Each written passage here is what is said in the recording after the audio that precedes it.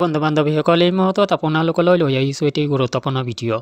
বন্ধুসকল এই ভিডিঅ'টোৰ জৰিয়তে আপোনালোকক অৰুণোদয় আঁচনি সংক্ৰান্তত যথেষ্ট গুৰুত্বপূৰ্ণ কিছু তথ্য জনাব চেষ্টা কৰিম।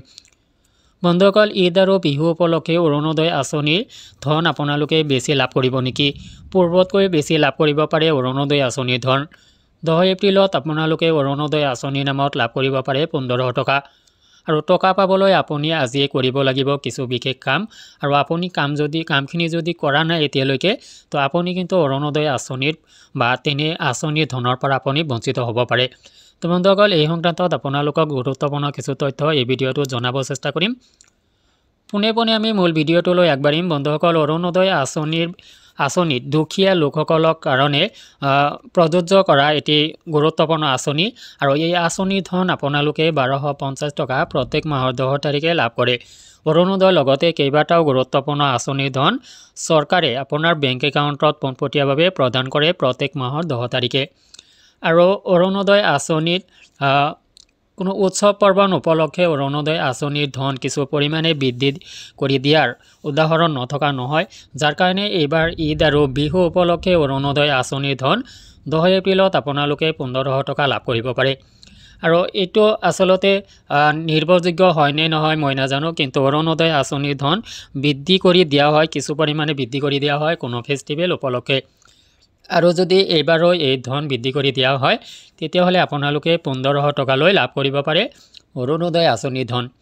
কিন্তু কথাটো হ'ল যে অৰুণোদয় আঁচনিৰ ধন আপুনি লাভ কৰিবলৈ হ'লে আপোনাৰ বেংক একাউণ্টটো প্ৰপাৰ থাকিব লাগিব, আপোনাৰ বেংক একাউণ্টটো এক্টিভ থাকিব লাগিব। তো আপুনি ভাবি আছে যে মই ইতিমধ্যে কেইবাটাও কিস্তি লাভ কৰিছোঁ, যাৰ কাৰণে মোৰ বেংক একাউণ্টটো এক্টিভ হৈয়ে আছে। তো বন্ধুসকল যদি আপুনি পইচাখিনি উইথড্ৰ কৰা নাই, তো একাউণ্টটো কেৱল আপোনাৰ ওৱান ছাইড হৈ আছে, যে আপোনাৰ পইচাখিনি তাতে ক্ৰেডিট হ'ব পাৰে, কিন্তু আপুনি উইথড্ৰ কৰিব নোৱাৰে। আৰু এইবাৰ বেংকৰ নতুন নিয়ম অনুযায়ী আপুনি যদি বেংকত আদান প্ৰদান নকৰে, অৰ্থাৎ আপুনি ডিপ'জিট বা আপুনি যদি টকাখিনি উইথড্ৰ নকৰে বা আপোনাৰ যদি KYC সংযোগ কৰা নাথাকে, তেতিয়াহ'লে আপোনাৰ বেংক একাউণ্টটো নিষ্ক্ৰিয় কৰি দিয়া হ'ব।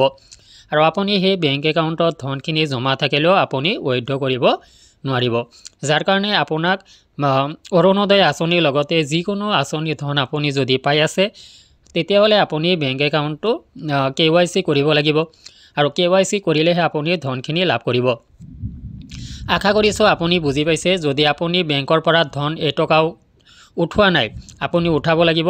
লগতে আপুনি বেংকত KYC ফৰ্ম ফিল আপ কৰি দিব লাগিব, আধাৰ লিংক কৰিব লাগিব।